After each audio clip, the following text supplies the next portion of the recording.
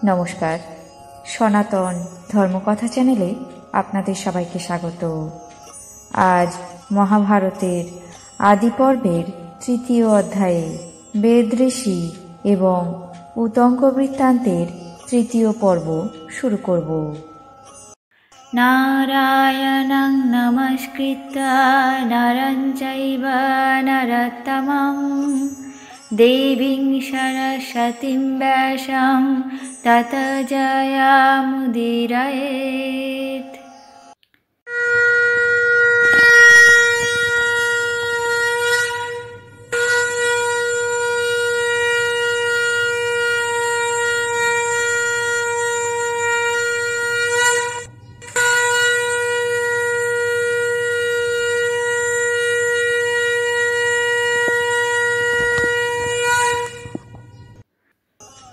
উতঙ্ক রানীর থেকে কুণ্ডলদ্বয় গ্রহণ করে তাকে সম্বর্ধনা করে বিদায় নিয়ে রাজা পৌষ্যের কাছে গমন করলেন এবং বললেন, মহারাজ, আমি আমার অভিলাষিত ফল লাভ করেছি।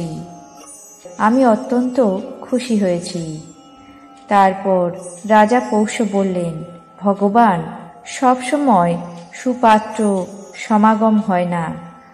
আপনি গুণবান অতিথি উপস্থিত হয়েছেন। আমার ইচ্ছা হয় আপনাকে আতিথ্য করি, অতএব কাল নির্দেশ করুন। উতঙ্ক উত্তর দিলেন, আমি এখন প্রস্তুত আছি, আপনি অন্ন জল নিয়ে আসুন। রাজা সেই আদেশ অনুসারে অন্ন উপস্থিত করে তাকে উপযোগ করতে দিলেন। উতঙ্ক সেই অন্ন শীতল এবং কেশ সংস্পর্শে অশুচি দেখে বললেন, তুমি আমাকে দূষিত অন্ন ভোজন করতে দিয়েছ, অতএব এখনই তুমি অন্ধ হবে। রাজা পৌষ্য এমন অভিশাপ শুনে বললেন, তুমি অদূষিত অন্নে দোষারোপ করলে, অতএব তোমারও বংশ নাশ হবে। তখন উতঙ্ক বললেন, দেখো, তুমি অশুচি অন্ন ভোজন করতে দিয়ে পুনরায় আমাকে অভিশাপ দিচ্ছ। এটা তোমার সমুচিত কর্ম হলো না, বরং তুমি অন্যের দোষ স্বচক্ষে প্রত্যক্ষ করো। রাজা পৌষ্য অন্যের অশুচিত্ব স্পষ্টই দেখতে পেলেন। পরে উতঙ্ককে বিনয় বাক্যে বললেন, ভগবান, আমি সবিশেষ না জানতে পেরে এই অশুচি অন্ন আনিয়েছিলাম। এখন আপনার কাছে ক্ষমা প্রার্থনা করছি। আপনি প্রসন্ন হয়ে যাতে আমি অন্ধ না হই এমন অনুগ্রহ প্রদান করুন। তখন উতঙ্ক প্রত্যুত্তরে বললেন, দেখো, আমার বাক্য কখনো মিথ্যা হয় না।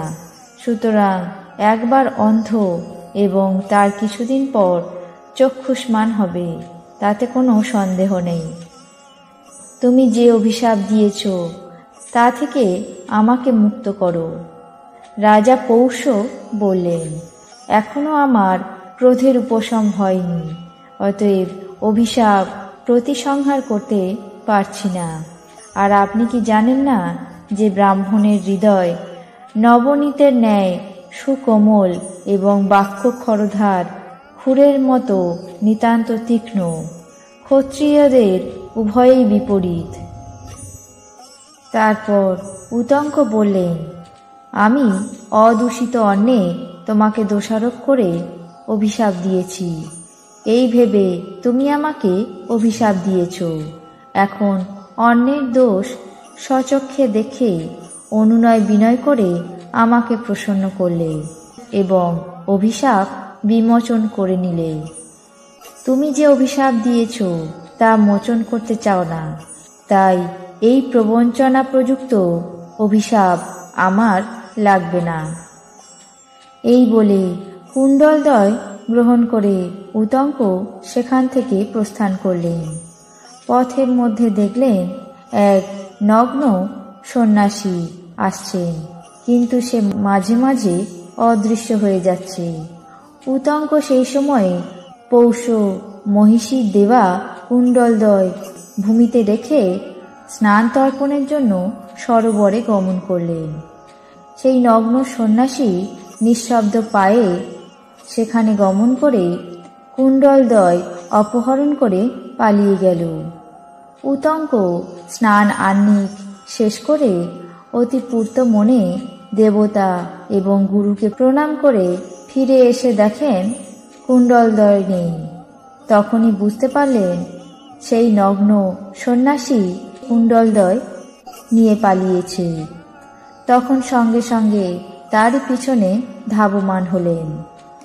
তারপর সেই সন্ন্যাসীর সামনে যাওয়া মাত্র সন্ন্যাসী তক্ষক রূপ ধারণ করে অকস্মাৎ ভূমি বিদীর্ণ করে উঠে তার সামনে এক মহাগর্ত উৎপন্ন করল।